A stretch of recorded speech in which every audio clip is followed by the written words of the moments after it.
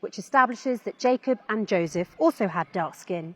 And since Moses was born to Israelite parents, then Moses was dark-skinned.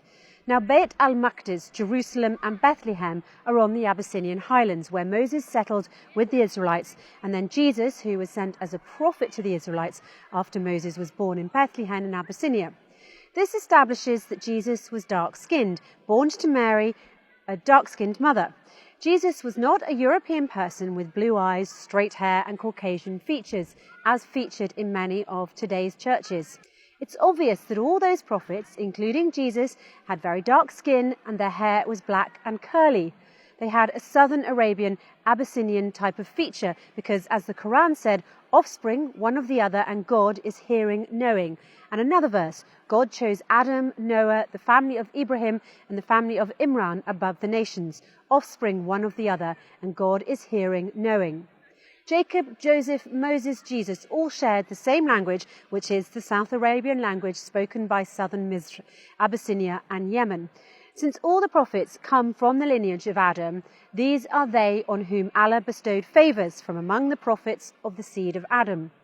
Then do not forget that Adam is the father of humanity and that scientists have proven that the Abyssinian highlands is the cradle of humanity, as they found there the very first human being to walk on the surface of the earth. According to DNA tests, they prove that the origins of humanity were black. Interestingly, the only prophet who had lighter skin was the prophet Muhammad, because he was not from the southern area, he was from the northern Arabian Peninsula.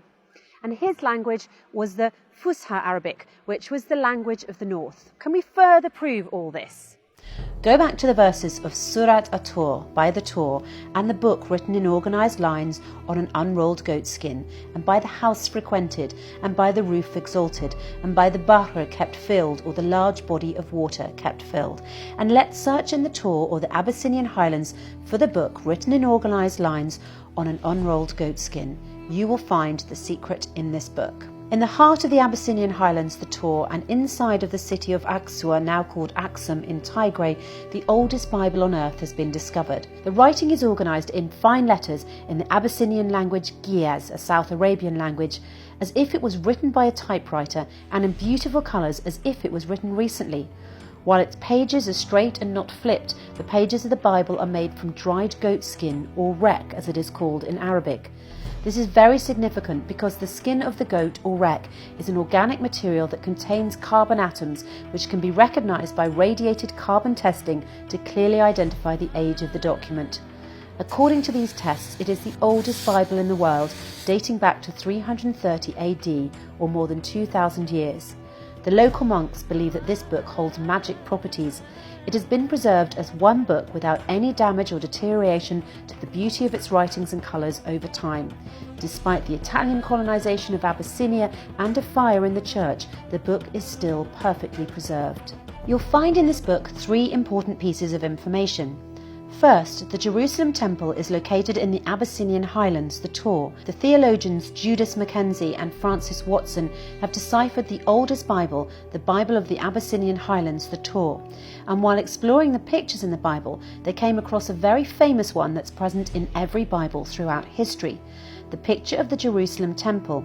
And to their surprise, this picture of the Jerusalem Temple is the Abyssinian Temple. The picture of the Abyssinian Temple is well known for its square, wide-framed, blind windows subdivided by a cross that are later found on the rock-cut churches at Lalibela. And the windows on this building are similar to Aksumite and later Ethiopian architecture.